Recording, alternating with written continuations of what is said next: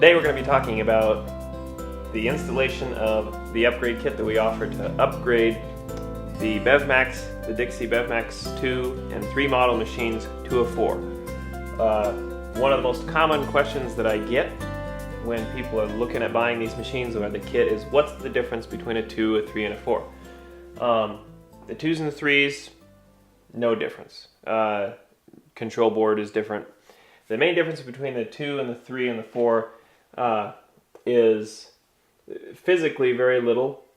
We're replacing with this kit all of the relevant differences as far as parts go in these machines, and you won't be able to tell the difference. The BevMax 4s and the 6s, which are Crane's new Media BevMax, are slightly taller. They're a few inches taller, and this allows for the trays to be spaced further apart so you can use 24-ounce bottles and stuff like that. They're also higher from the bottom of the machine, which makes it easier for the refrigeration deck to come out now. And that's on the 4s and the 6s, and that is a difference from these. But just looking at the machines, you won't ever be able to tell the difference. The BevMax 4s have different gates now, but you wouldn't know that they were different unless you knew what you were looking for on them. The other thing that's different is your keypad. The BevMax, which we're upgrading that as well. The BevMax 2 and 3s have a flat keypad. We're going to put on a keypad with a bezel, and you can actually feel the buttons. They've got metal domes. But there really is no major differences. And with this kit, this machine is going to work just as well as the current model BevMaxes. If you walk up your 2s and 3s, this is probably one problem that you see a lot. When you walk up to the machine, is your elevator arm stuck in the middle of the machine with the cup just sitting there, and it's not in the home position. Maybe it may have a bottle in it. Bottles may be down here. This upgrade is going to fix all of those problems. Dixie's tested these new control boards we're putting in here, the new parts, and these new machines. They sit there. I've actually been in South Carolina and seen them do it, but they'll sit there and their machines they just sit there and vend them, and they vend them 10,000 times right in a row. They just have somebody sitting there and they test vend the machine. And they'll go through 10,000 times 10 without a single problem. These are very, very good and reliable machines with this upgrade kit. Let's get started on the installation. First thing you want to do is unplug the machine totally, because we're going to be tearing into it quite a bit.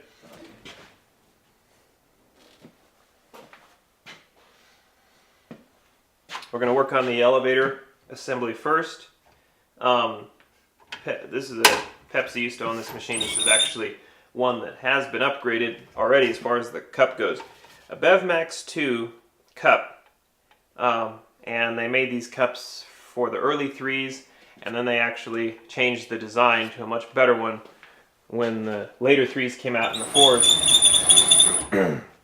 The old cups that are totally worthless are ones where this V right here is much higher. The whole cup is shorter, or at least this part of it is. It's much shorter, and they had problems with stabilization of bottles, but and that's why they changed this cup and made it taller. There's actually a part you can get that clips onto here now that makes this even higher to keep bottles from tipping over, if you have that problem with 24-ounce bottles. But this small V means this cup is the current style cup, but this part we always replace. So the first thing we're going to do is take off your Y motor cover.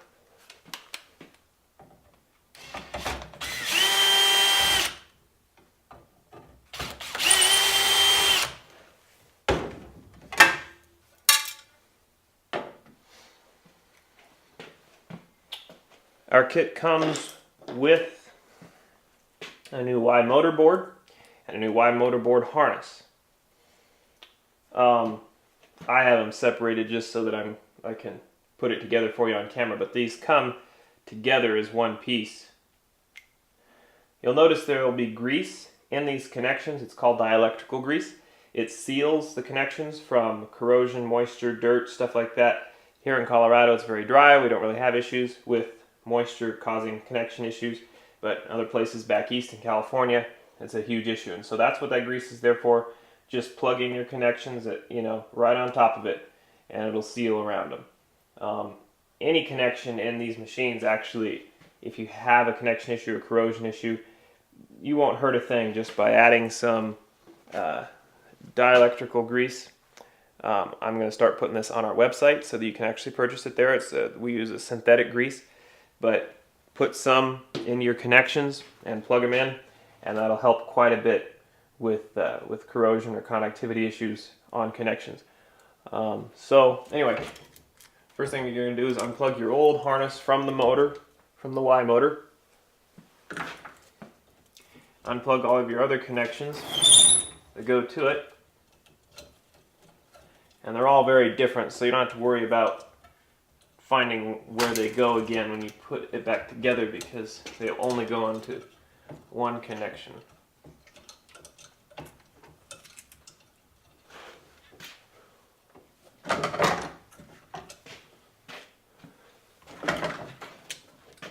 And then there's snaps for the board or attaching to the plate. You can use anything to, I'm using a pair of needle nose pliers to squeeze the snap clips together so I can pull the board down.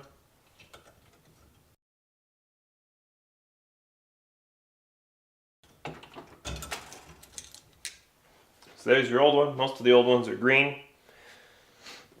I change circuit board color all the time, so don't worry if any of your boards are different colors than what we're replacing today. Put in your new board.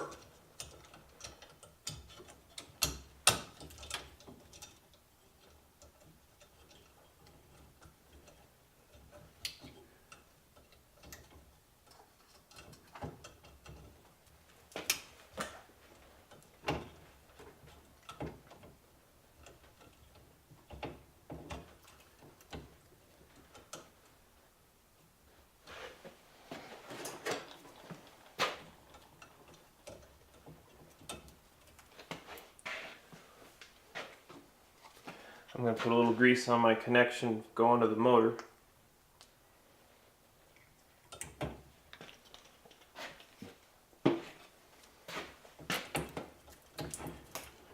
Get your harnesses all wrapped back up in there to where they won't get pinched. And you put your cover back on.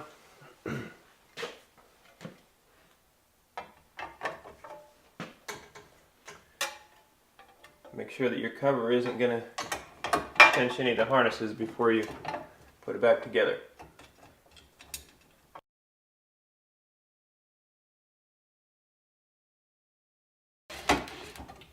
This is actually a much older tube. These covers went to plastic a long time ago. That one's still metal. Alright, the next thing we're going to do is replace the cup. Just push it all the way over so you can get to the screws that hold on your panel here, the top one. All you have to do is take it out a little ways, because you can take the cover off without removing that screw. Leave that one there so the cover will hang and not fall off.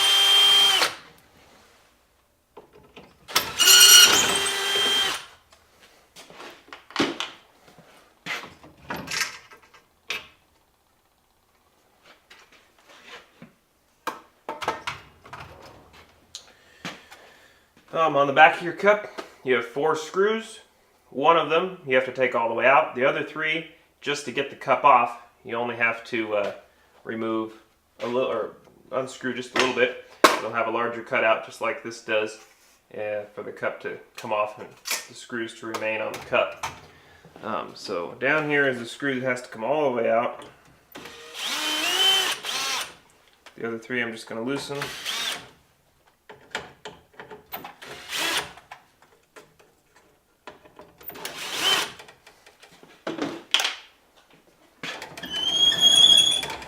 Lift it off.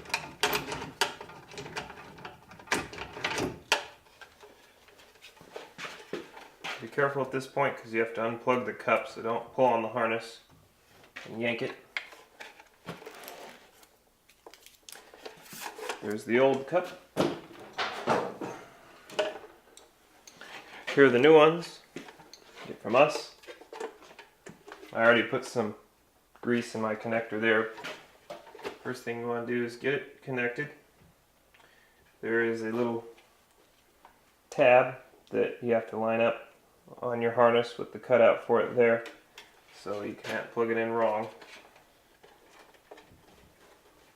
I'm going to take it out of my clip for now so I can get it connected.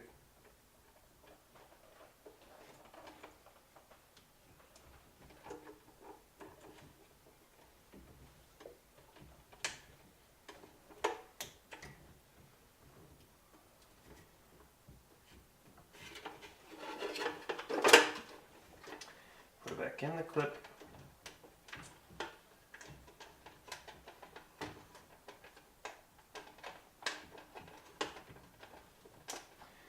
It just keeps the harness out of the way and keeps it from getting damaged. I'm going to take one of the screws, or the screw I took out all the way, put it on there. Make sure your harness folds up underneath this.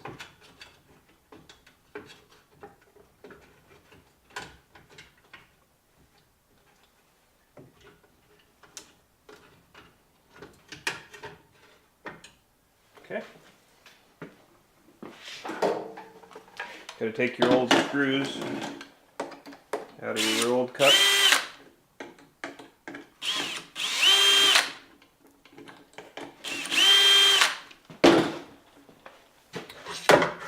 And I'm going to use a hand screwdriver for this part of it because we are screwing into plastic. We only want to make these threads once, and we don't want to over tighten them or be rough on them because they can strip out.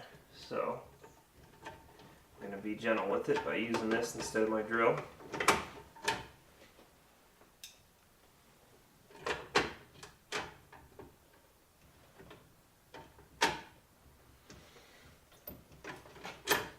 It's important you make sure that you're not smashing any harnesses.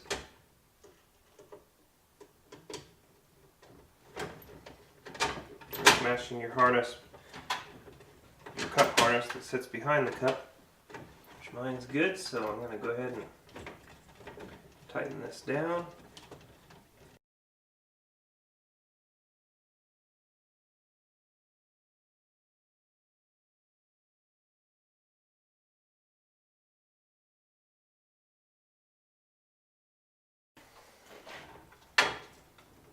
Okay.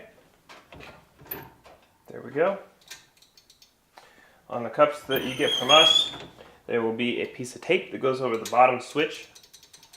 You'll need to take that off before you put the cup on, otherwise it won't go anywhere when you turn the machine back on. So we're going to put our cover on.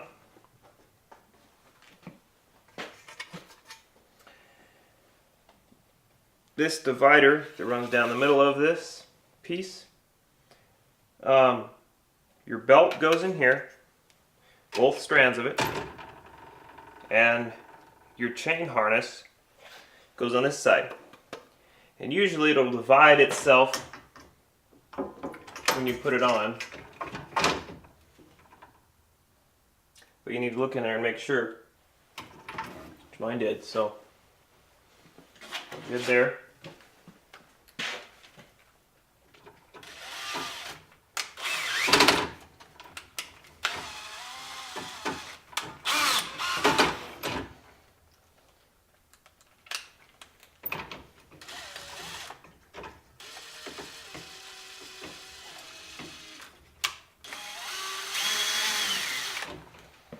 I start these screws backwards until I feel the threads catch, so I don't shoot these in cross-threaded and ruin the threads.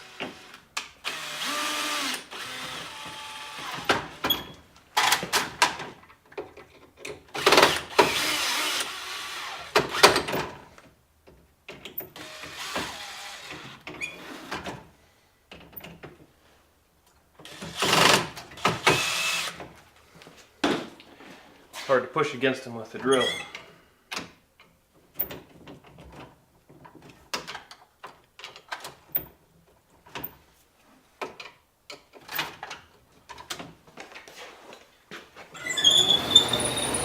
Alright, there you go. your elevator is updated.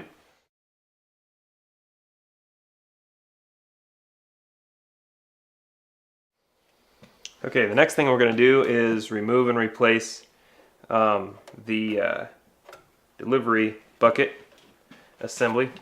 So we're going to take the cover off of it.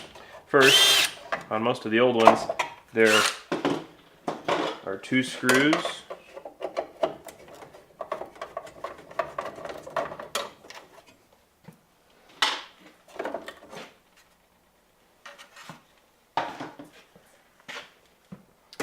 This is actually the newer style bucket, which they get worn out. So if you have the newer style bucket,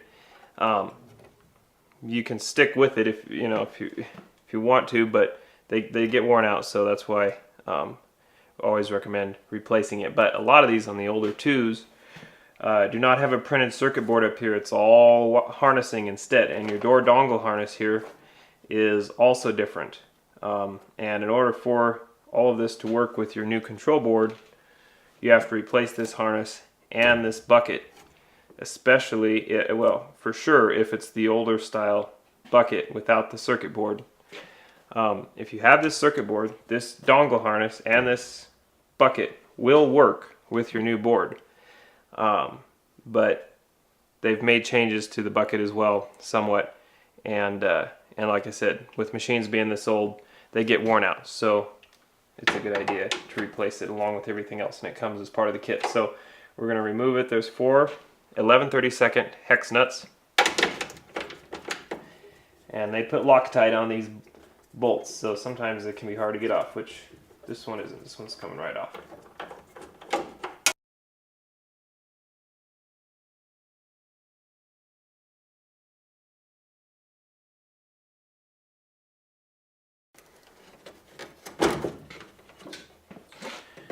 Take all the zip ties off that are holding your harness onto your door.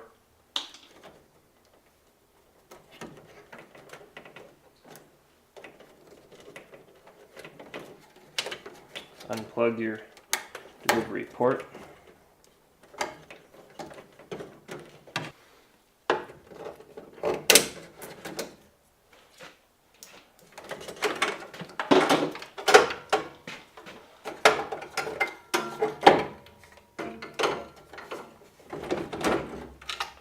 And it comes right out. This is your drop sensor. A lot of people don't understand what kind of sensor this is. This is not an impact sensor. This is the capacitance sensor. And this cable, where this cable looks like a grounding cord or grounding wire, it's very important where it goes. It has to go right here, because the eye on this, which is the hole that goes onto your bolt, is wherever that's pointing, that's what creates your field of capacitance. And the way that this sensor works is it creates a field of capacitance in here. It's pointing that way, and so it creates a field of capacitance in here. And when that field is disturbed, just even by putting your hand in it, that's when it knows that there's a product that's been delivered into the bin. And so if you mount this somewhere else, which I see it happen all the time, then it may work sometimes and it may not work other times, and it may take a while for it to open up because it's not pointing in the right direction. But this is the sensing cable for your drop sensor. So it's very important that it be on the bottom of this, and it may not come on the bottom of the port when you get the new port.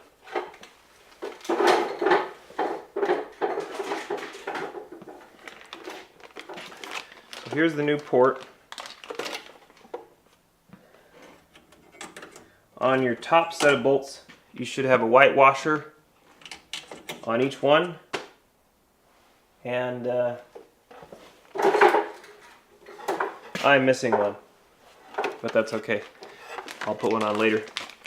But for the purpose of this video, I don't need it on there, but you should have one on each side. And if you don't, you need it, because it needs to sit out away from, your plastic bezel on the front here by at least this much in order for the door to open. So make sure that both of those washers are there, and if you're missing one like I am, be sure you replace it or get a new one. Here's your new drop sensor. Looks a little bit different. Just be sure that you attach it on the bottom.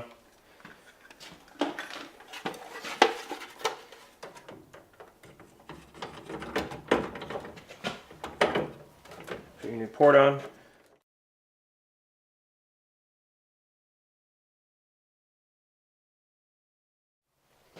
I'm going to leave this off of here for now, actually, so we have better access to the keypad. We'll put that on later. We're going to take the cover off, this metal plate back here.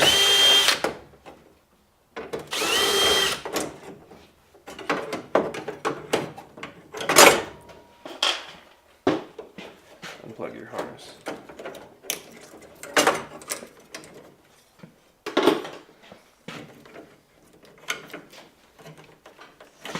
There's 4 screws that hold your keypad onto your plastic bezel.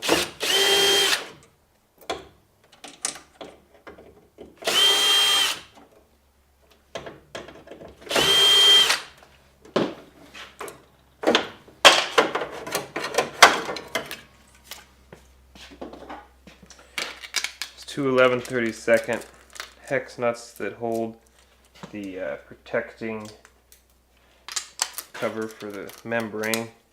Take the nuts off, take the cover off, discard the keypad. We're going to do the keypad a little bit later as well.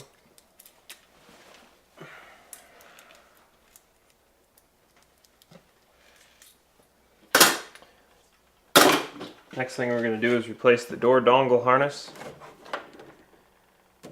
They've already separated it in this machine, probably because you'll notice every now and then you may walk up to the machine and your display will be dead. A lot of times if that's the case, it's just a simple matter of separating this display harness from the rest of your door dongle harness. Now they all come as one piece, the new ones, and there's something with these harnesses that interferes with the transmission or the signal or the power in the display harness and can cause the display to die. So what you need to do is separate this display harness from the rest of the door harness and put it up. You know, I usually attach it to one of the clips up here and just get it out of the way, but don't run it along with any other harnesses. So we'll take the cover off the display.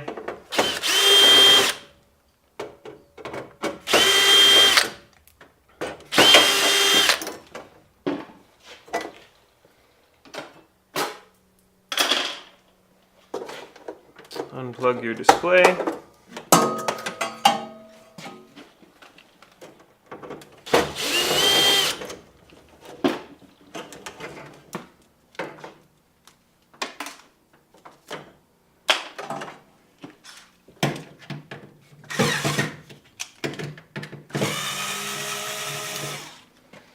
And this harness is all one piece, so it'll all come out together.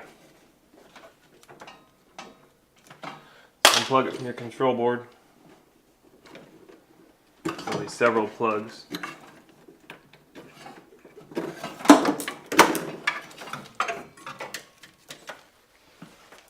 There's your display harness. There's the rest of it. Keep your plastic clips. We'll reuse those. Now we're going to get the control board out of there. Most of the old boards, except maybe the very new 3s, were just mounted back there with plastic clips. There's 4 of them. This is a BevMax 2. So all you're going to do is squeeze the clips and pull the board off. So I'm going to do that real fast. I'm going to use a pair of pliers to make it easier.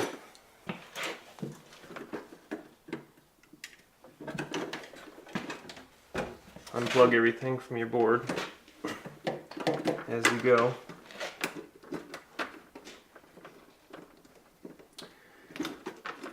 Everything is different as far as how many pins it has, so don't worry about marking everything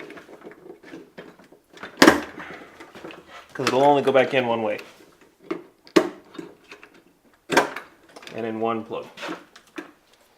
There's grounding cable up top. Gotta unscrew that.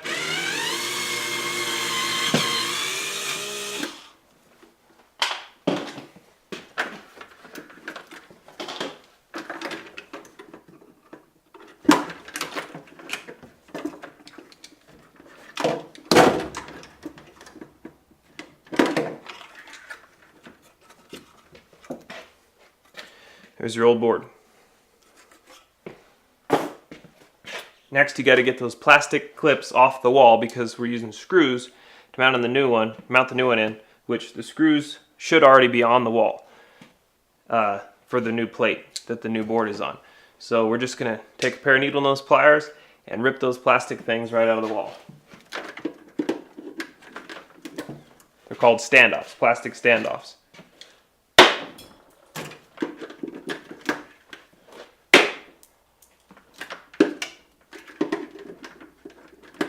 And I'm missing one, so I'll make 3. Oops, no, I have 4. I lied. Just couldn't see it. This is your new board. The BevMax 4 board originally was blue. It changed to red. There's no relevant differences. They'll all be interchangeable with each other. When they first started making the BevMax 4s, the blues and some of the older red boards had a row of connectors right here, and right there. That's for a Coke machine. Some, which I'm not sure what they're doing now, Coke may be getting the same machine everybody else does, but used to, Coke has a different set of relays and all that in the machine, and you had to have these connectors for it all to connect to the new board. Well, they don't make a board with these connectors anymore. If you have a Coke machine, the only way this is going to work, or the only way you can upgrade in an older 2 or 3 if it's a Coke machine, is to upgrade your harnessing and all of that as well, which we do not include with this kit. So if you have a Coke machine, you need to call us or call Dixie and get the additional harnessing that you need. But most everything that you're going to be dealing with out there are going to be Pepsi machines or generic. So there are 4 screws in here already on the wall for this. Well, the board's going to hang on the top too, so we're just going to hang it in there.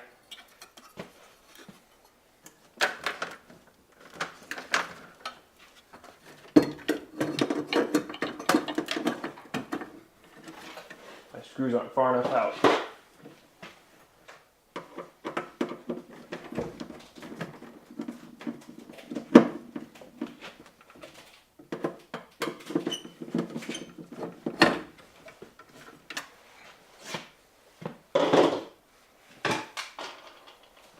Then there is one hole on the bottom of your control board mount that you're going to have to run a self-tapping screw, which we don't send any with the kit, but you can grab one of the 2 bottom screws that are going to be behind your control board mount that aren't used.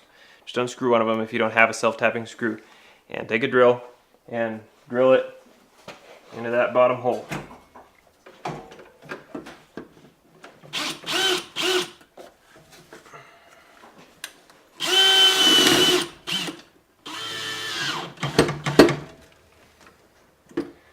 Tighten your top screws. There's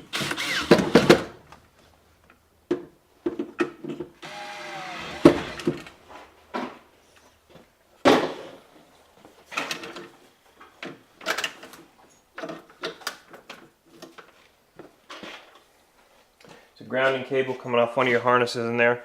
Mount that back where it was, up above the board.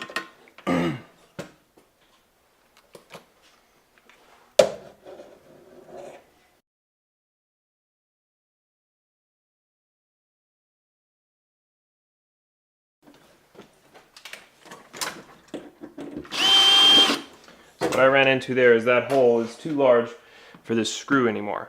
So, we're going to include these with the kit. This is just, you need to have these on hand. I go to a larger self-tapping screw. I think this is a number 10, because you want that grounding cable to be tight.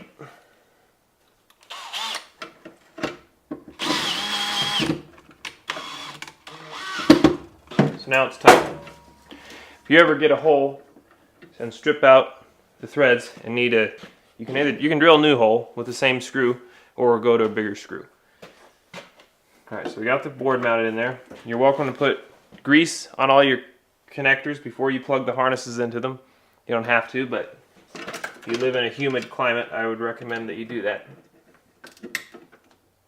So I'm just going to plug everything back in.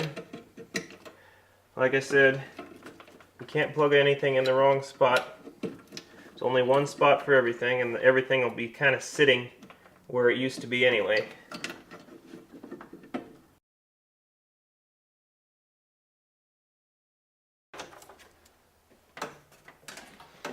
Okay, the next thing we're going to deal with is our door switch harness. I'm going to take the door switch out of here.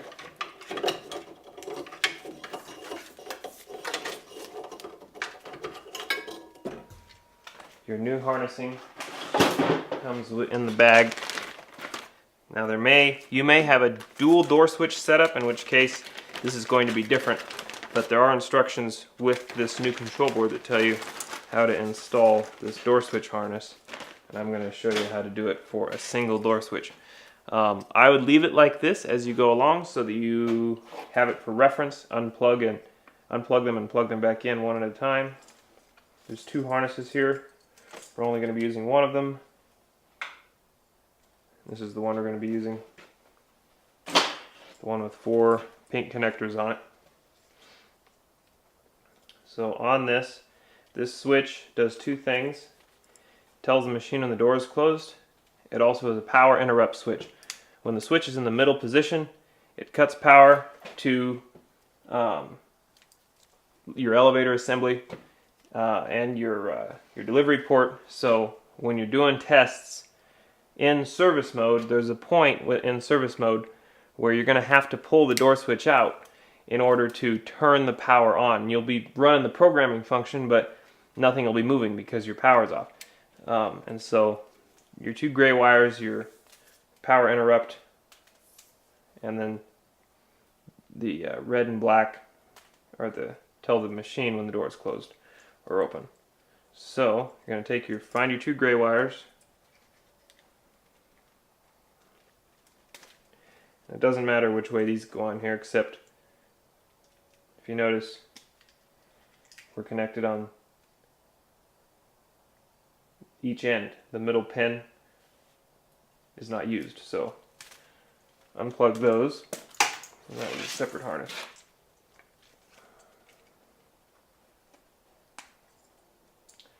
Plug your two gray ones into those two and leave the middle one disconnected. And then you have your red wire and your black wire. On your new harness, you have a white wire with a yellow stripe and a white wire with a black stripe. The white wire with the black stripe replaces the red wire. And the white wire with the yellow stripe replaces your black wire. There goes that harness.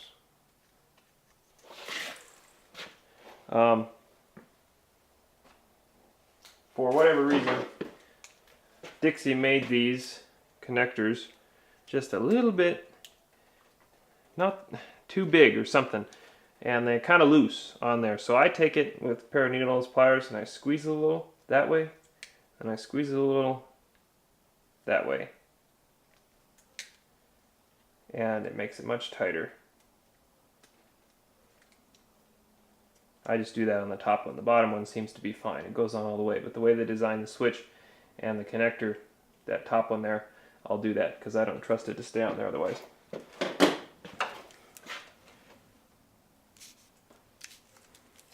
Then put in your new harness through your hole.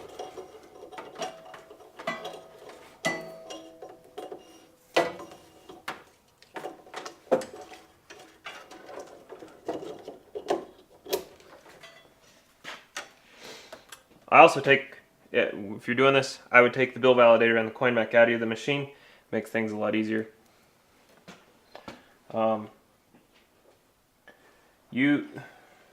This female connector here will not be used when it's just going to hang there. These other three will be plugging into your board.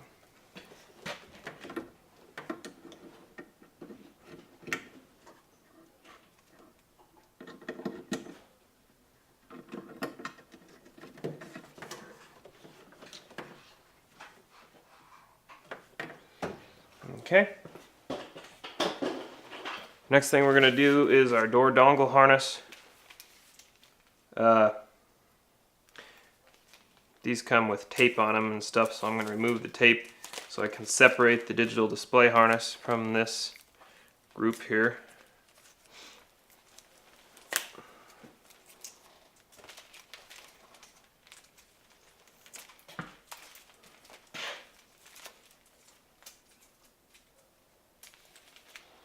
There's our display harness. Set that aside for now. This is the door side. I'm going to put one black clip just for now sticking on there. The other black clip, I finish getting the tape off of it, on here. Alright, I'm going to go and plug all these into my control board.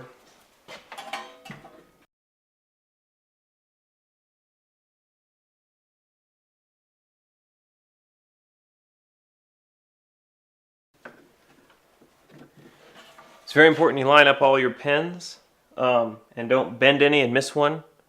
And if you're ever in doubt, unplug it, look at it, do it again, make sure it's right.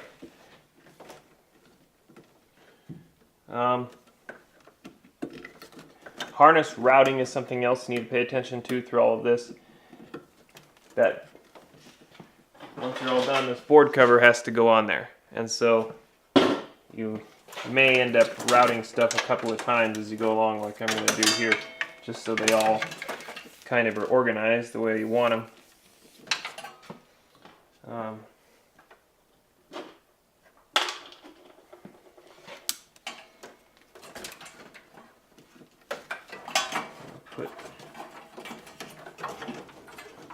You're going to kind of have to bend your new harnesses where you need them to go.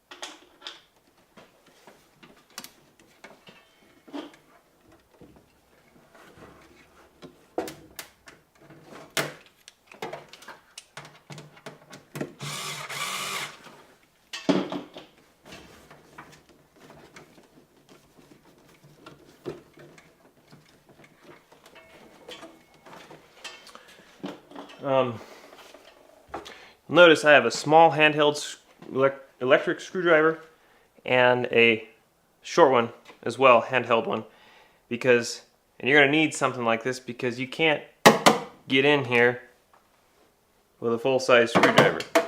So you're going to need smaller screwdrivers. So anyway, I have this harness in. Tighten that up now that I got my slack right all along it. Put on my display harness now. Got this ceramic piece on here, which you want that to stay on there.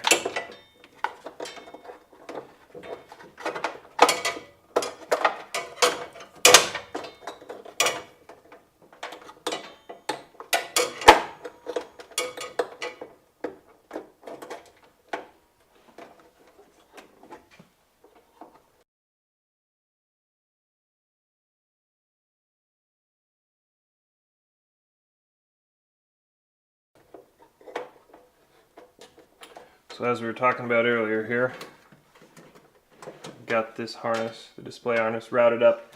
It's okay if it's with your door switch harness, which is where I usually put it.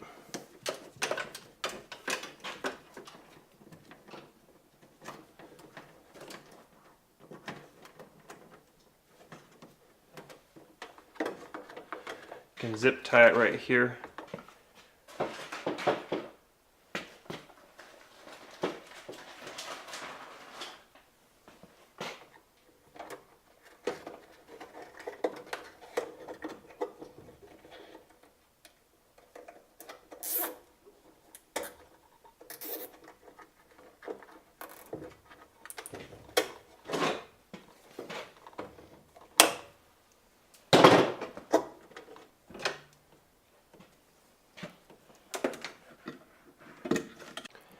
Alright, so now we want to put on the cover again for the digital display.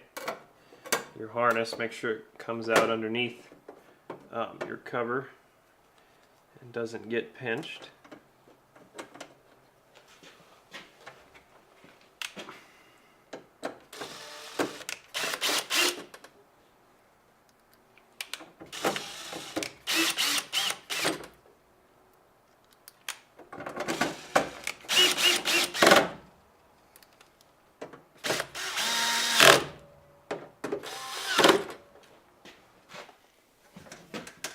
This is your Dex harness.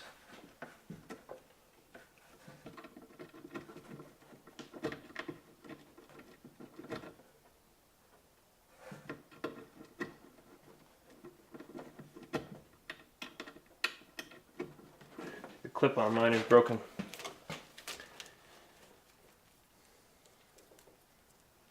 Okay, so now you have your MDB cables, which there is a separate one here, like on your old harness, for a coin mech, and another one for a bill validator. You don't have. You can just use one if you want to. You don't have to use them both. But if you want to use one, there's one for your coin mech, and you can take it out of your bundle and put it back there if you want to, instead of bringing it up here.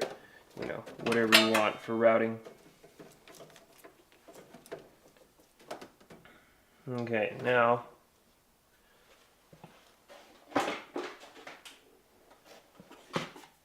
I put on our delivery bucket, which I went and found myself another washer.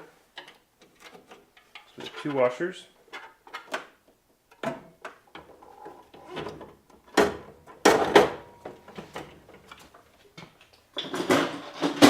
Our new drop sensor.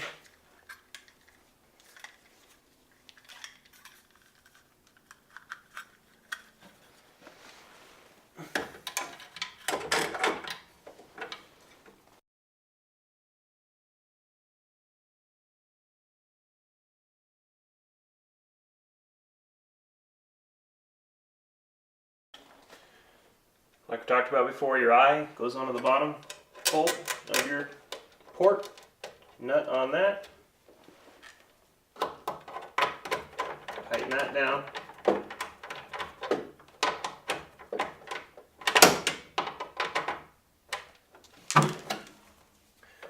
Route your harness.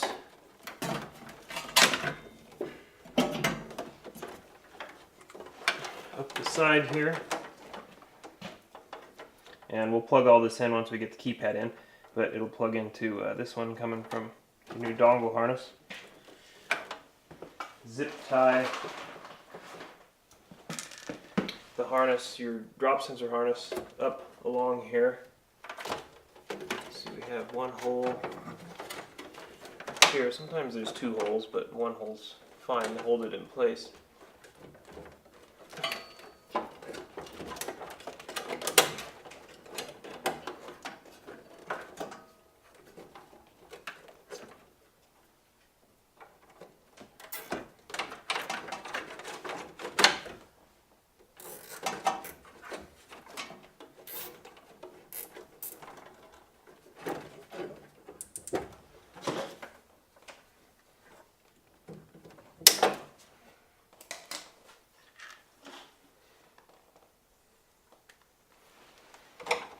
And the 2 top nuts.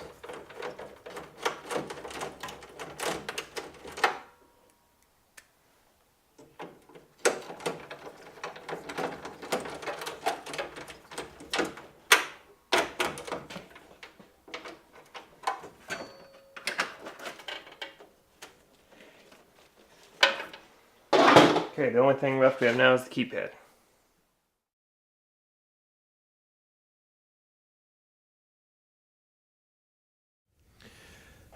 This is a part of the video that has been updated. We're dropping in a new section because the keypad has been updated. The part that we now send with these kits has been changed.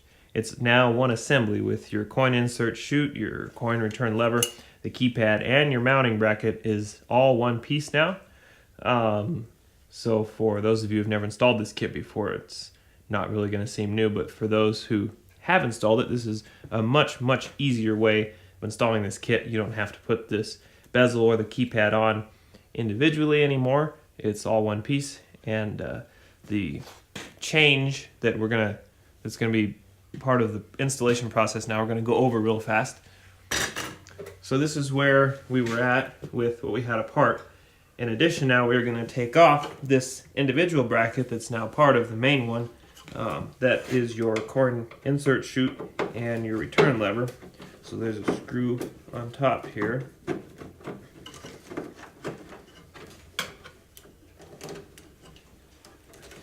And a screw on the bottom.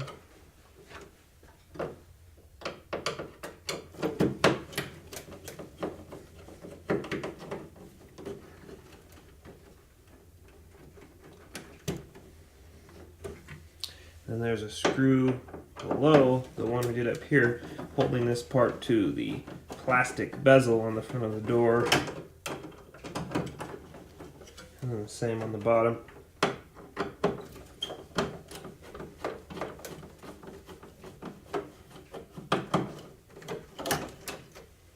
So that comes out. Now you're going to save these screws, and there is a difference between a self-tapping screw, which has like a bit on the end of it that's used for making its own hole in new metal, and then a non-self-tapping screw which just has threads all the way to the end of it. And you want to use non-self-tapping screws anytime you're going into plastic. A self-tapping screw will shred the plastic and your threads won't last more than once. Okay, so once that's out of there, we're going to put this whole assembly right into here now. Some of this is going to look different when we go back to the original video because we have all of this apart.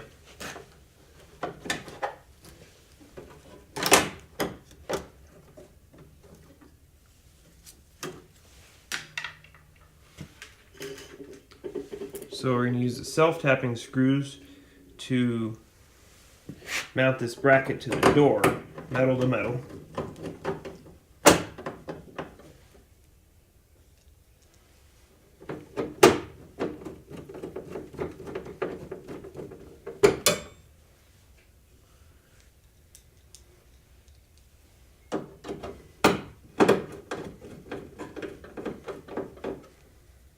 Here's a non-self-tapping screw. We send 4 new ones of these with the kits because the ones that were on the door originally were actually shorter than the ones that we now send. They're 1/2 inch number 8 Phillips screws, and we're gonna be using them because they're slightly longer, and because that gray bezel's in there now, there's a little bit more distance that you have to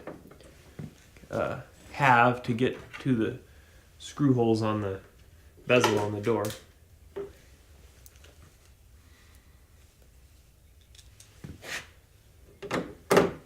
So it looks like with these new brackets they've got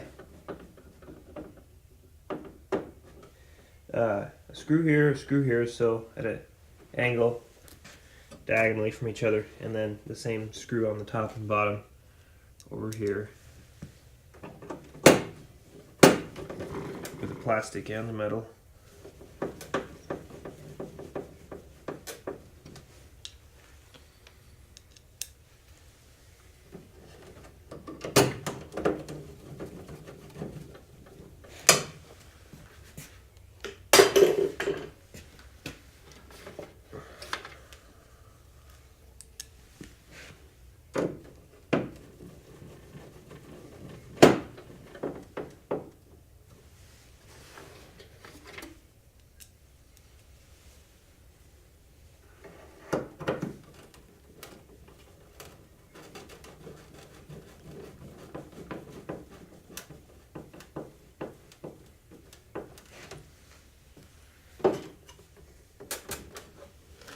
Okay, so that is what the updated assembly will look like.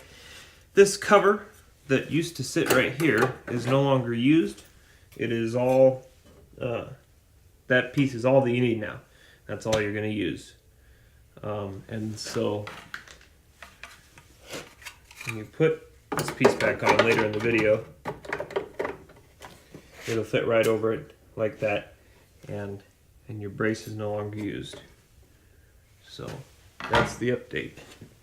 Find your keypad connector out of your new dongle harness.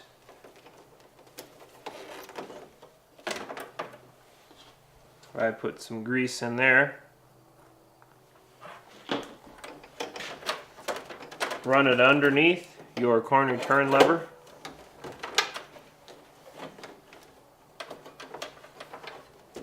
Sometimes I run it down a ways because there's a lot of slack in it.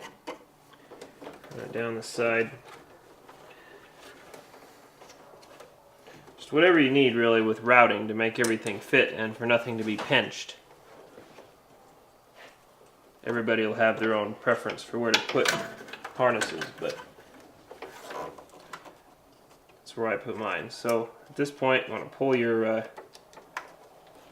keypad harness out. You get too much grease in there, you won't hear it click. You want to make sure it clicks.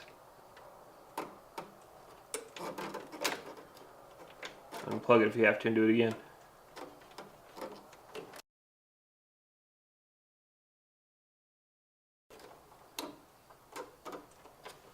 Alright, and then close this snap right behind, on the black part behind the connector. Like that. Want to make sure your ribbon cable is straight and that there's not pressure on it before you tighten it down, tighten down the protector.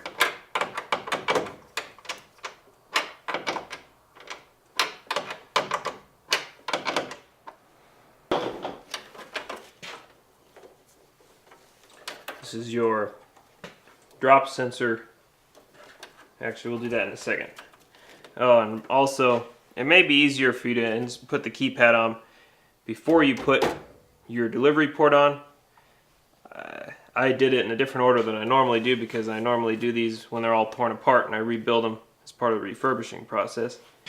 But if you want to put your keypad on before you put this on, that's totally fine. It'd probably be easier.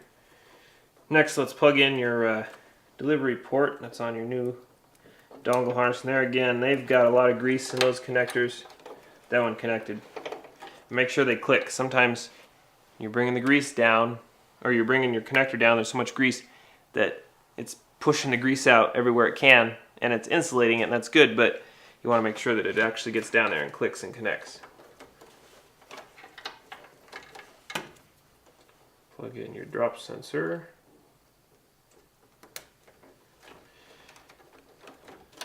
Okay, so you have two cables left here. Both of them are MDB cables.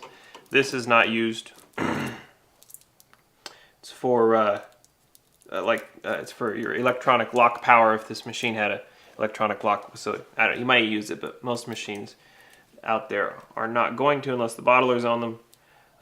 One of these normally runs back to your coin mech, and then the other one, which you can run everything off of one MDB connector. You don't have to use both of them. I usually do just because they're there, but the one with the electronic lock power I use for my bill validator. So, that'll go up over here. I'll stick it through there because I don't have a bill validator in here, but that's where those two go. Next we need our cover. With your old cover, had two screws in it. The new one's just going to have one screw. The screw that went here, there's a pin, a plastic pin for it that comes up through that hole instead. So you want to get it on here and route your harnesses. I got my keypad harness. Needs to be adjusted there.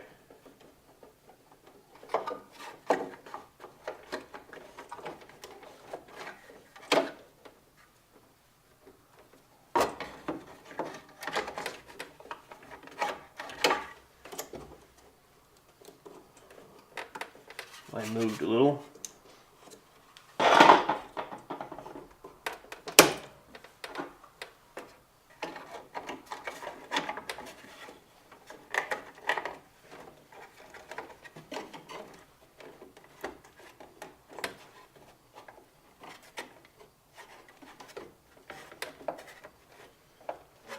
Okay, so you want it like that, where this side of it hits right behind your ribbon cable connection. So make sure, in mine I almost have it too far that way, make sure your ribbon cable connection is up against this ridge back here, all the way that way, so that the edge of this ends up right here. And then you want the ribbon, this side of the harness to come down on this side, inside of here. So they're both under it.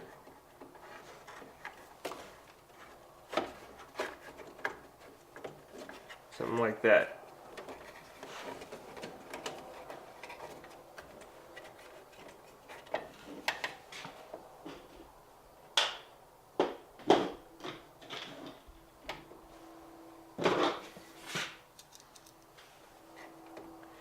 And you're just going to use one screw here.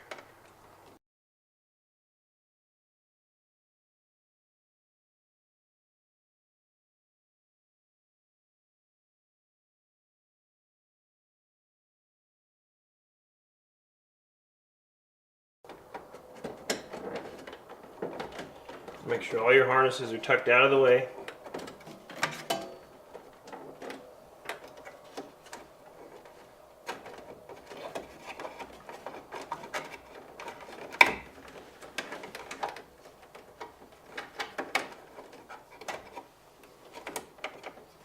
So that your door will shut.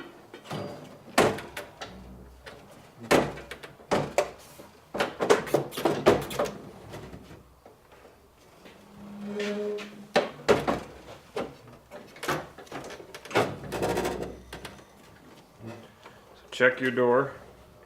Make sure nothing's getting pinched. My T-handle is just hitting down here.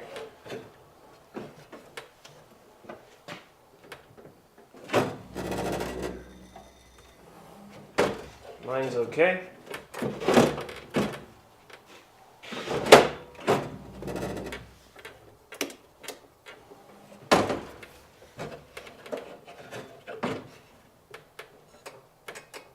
Hear my door switch clicking. So now let's turn on and program it.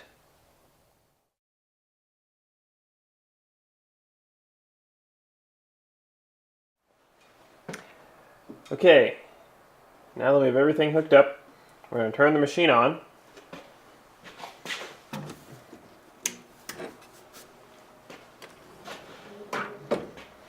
Just going to come up with some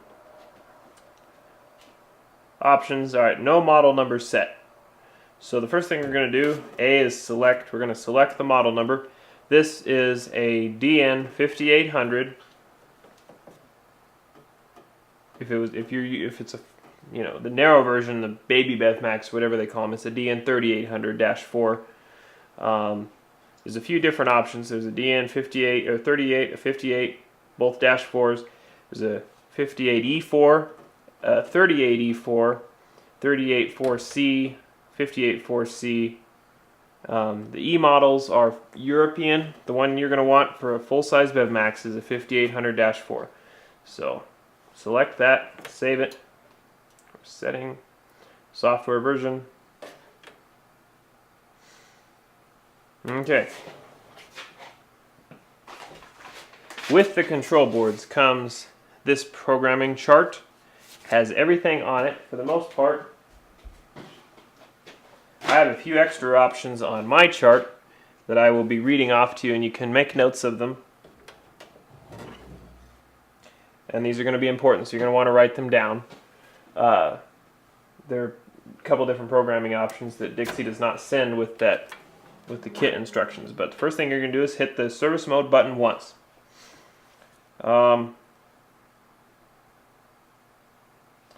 First thing that we need to set, there's a few things we need to set. The first thing we're going to set is the shelf offset. What this is going to do is tell the machine, tell the control board where the shelves are. Because with the 2s and the 3s and the 4s, the shelves are in different locations. So we have to tell the machine where the shelves are. So we're going to go to, hit the service mode button twice actually. It'll take us to test mode.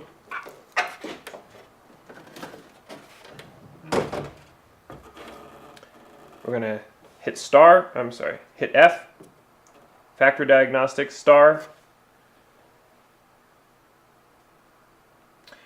number 8,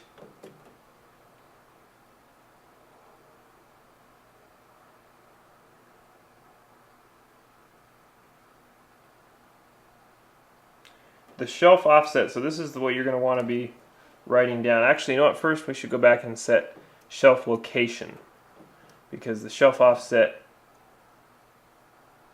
comes after the shelf location. So the shelf location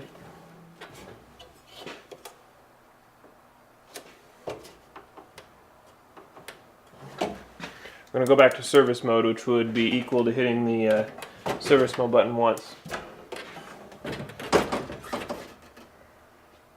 So we're going to hit 8 in service mode. Set shelf location, hit star. Shelf setting is D2. D2 is the setting for BevMax 4. This is a BevMax 2. For BevMax 2s, serial numbers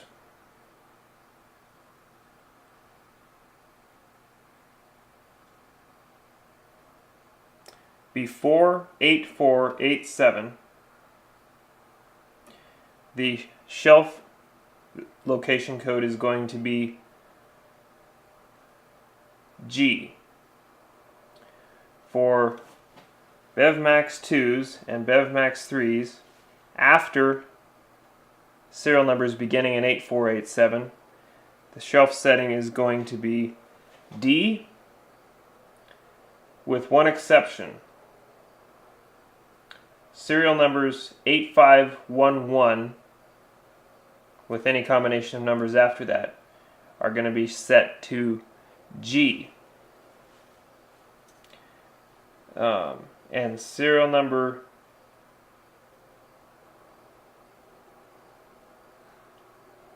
841 is going to be code M1. And there's two options for serial numbers before 8487, and the way you're going to tell the difference in the size of the machine or which machine it is, whether it's going to be a G or an M1, the M1s, you can't fit a 20-ounce bottle on the top shelf.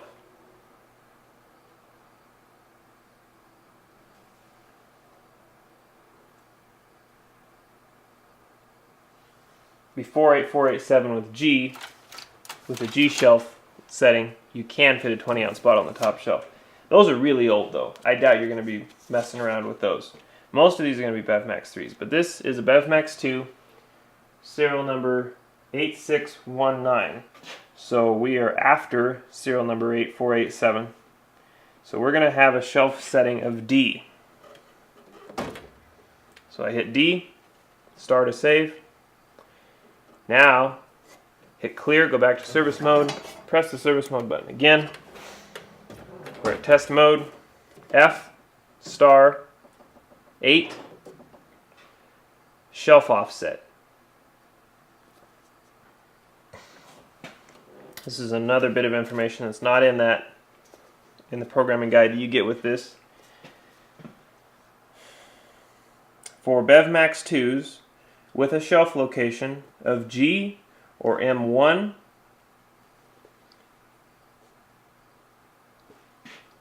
the shelf offset will be between 8,700 and 9,200. 3,310 counts equals 1 inch of adjustment. So every 3,310 numbers, that equals 1 inch of up or down, whichever way you're going. So between 8,700 and 9,200, you'll need to set it. You'll need to set it and then come test it and find out where your plunger arm is hitting the target and make sure that it's in an acceptable location. We'll go over that in a little bit.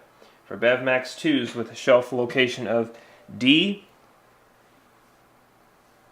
which is what I have here, we want the offset to be 2,500. I'm going to go in here right now. The other thing that you want to check if this sticker is here is the shelf offset recorded on the factory sticker on these machines. Shelf offset on this is 1000. So I usually go off of the sticker in the machine first, because usually that is more accurate. But there again, 1000 and 2500, that's like half an inch, not even half an inch. So that's not very much distance. So I'm going to set what the factory set it on when they first built this machine. And I hit star, offset recorded, hit clear, takes you back to factory diagnostics. The BevMax 4, or I'm sorry, the BevMax 3 shelf offset with a D shelf location is 990, and then a BevMax 4 shelf location is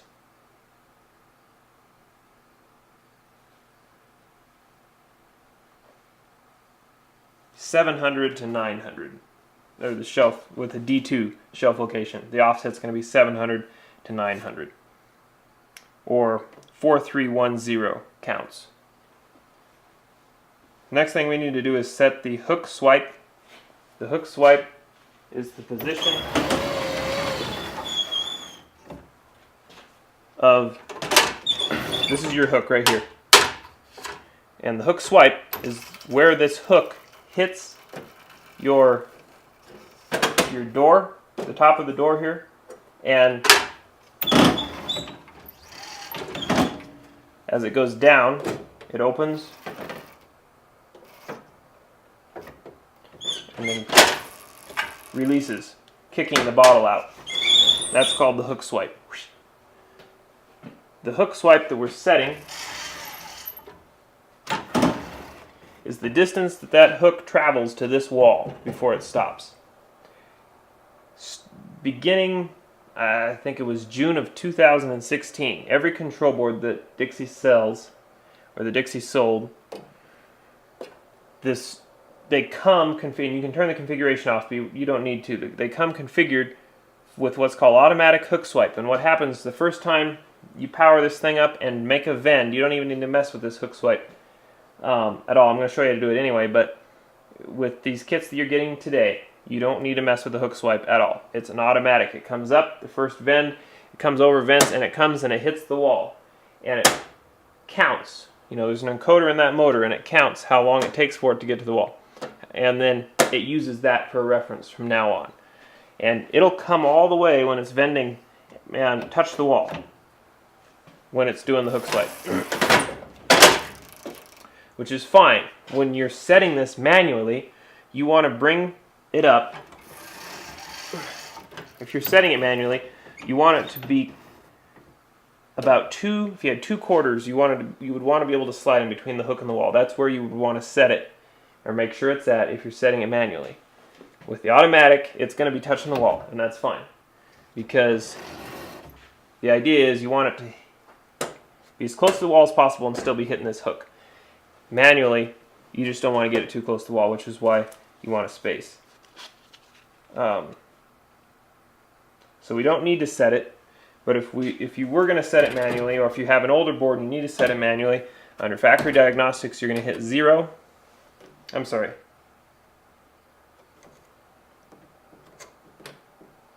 Star 0.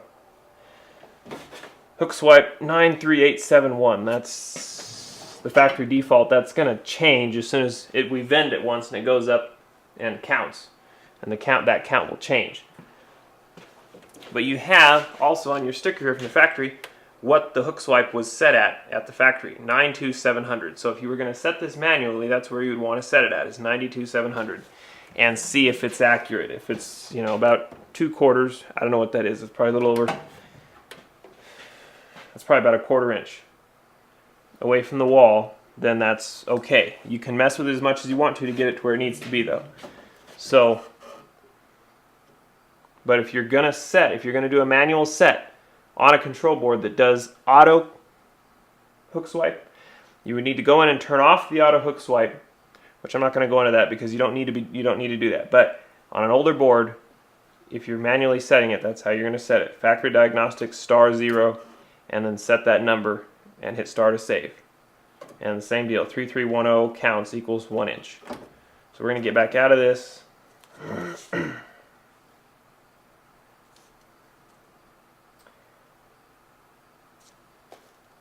that should be everything.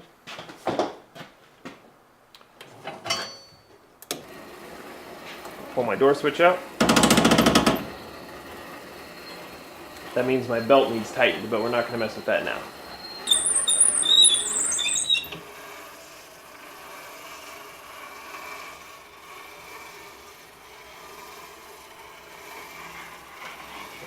Okay, we got a home.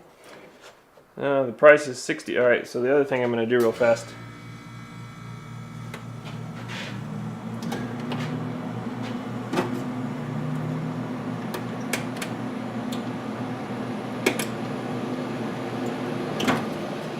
Unplug the refrigeration so we don't have to listen to that.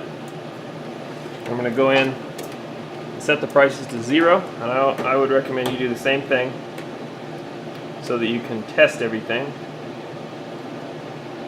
without having to put money in the machine. So I've got them set to 0.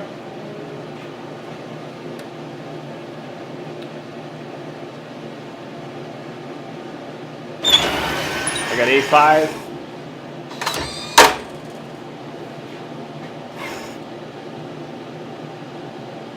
There's a sensor in the cup now.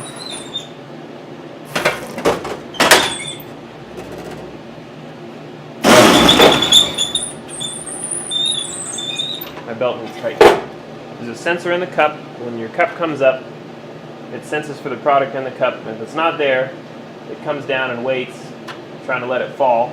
And then it comes over and drops it in. It takes longer if there's no product in there because the cup knows there's no product.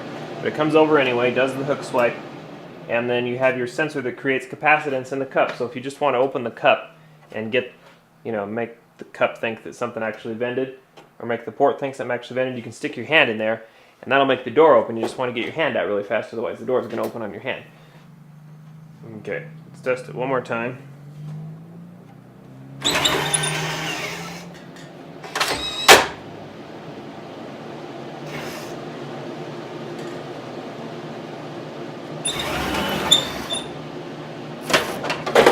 Throw something in there, make it think something vented, get into that capacitance sensor. So what I noticed on my B tray, the one thing you're going to want to watch for, you want to test at least one on every tray. You have, on the newer BevMaxes, there's actually 2 lines on, these are called your targets, and you want the top of your plunger arm to be hitting between the 2 lines. On these older ones, there are no lines. There's a line there, but that's just a wear line from where the arm has been hitting it all these years. So you want, at the very least, at the very lowest, you want your plunger arm to be hitting is right in the middle of this target. The top of the arm, it would be right about there. And you don't want it to be any higher than the line that's already on these. I mean, you don't want it to be up here. You want it to be down at least a 1/16 of an inch or something. And if it's covering this face, if it comes all the way up and is hitting along the top of the plunger is hitting along the top of the target, you want to adjust your shelf offset downward. Instead of 1,000, bring it down to 700, so that your plunger arm is hitting lower. And test it on every tray and make sure that it's hitting about at the level of the lines that are on here and no lower than the middle of the target. And it's a little bit trickier on older machines getting it to line up right because you're using new technology in an older machine, but it'll get close enough. Don't worry about it. Don't ever go lower than 700 with your shelf offset. And you can only get so high, but they say Dixie says don't go lower than 700 with the offset. So I did notice that on my B tray it's hitting a little high, so I have it set at 1,000 right now because that's what it said on my sticker in there. But now I'm going to go in and make the, my door switch. I'm going to go in and make the adjustment service mode button twice. Test mode F star 8. Shelf offset 700. Star offset recorded clear. Back to factory diagnostics. I'm going to pull my door switch out. I'm going to put a paint can in the tray. Hope it's heavy enough to vend. It will vend much faster if something actually ends up in the cup. Alright, here we go. What do you know it vends?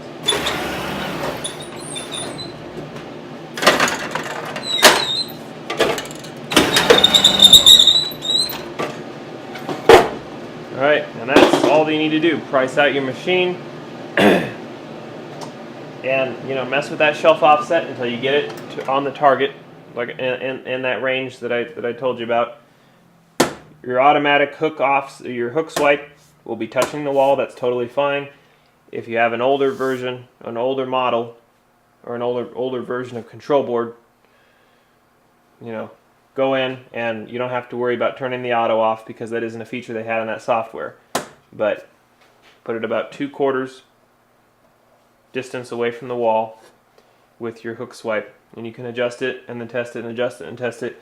There's test functions in to where you can just test the cup. You know, bring the cup up, eject the plunger, whatever. Just do specific tests on the cup, and all that's listed in your programming guide. The one thing you have to remember though is with this setup you have a power interrupt line coming from your door switch. So if you're doing a port test or if you're doing a cup test, once you enter the test screen for the cup, for the port, you're going to have to pull your door switch out, you know, so that when the door switch is in the middle position, that cuts the power to everything. You have to pull it out after you get into the programming screen for the test of the cup or the port, in order for there to be power going to them to perform the tests, and then put it back in.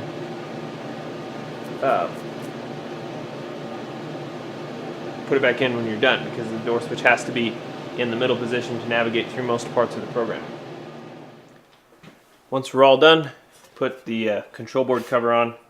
It clips on the top, hooks on up there, and then goes down, and I just use a self-tapping screw, a number 8 self-tapping screw to hold it on the bottom. And just make sure your harnesses are routed underneath it so that none of them get smashed.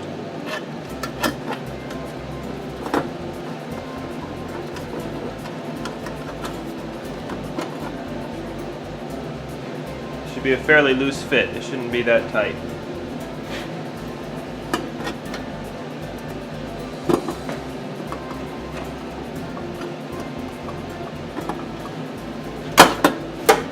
Go.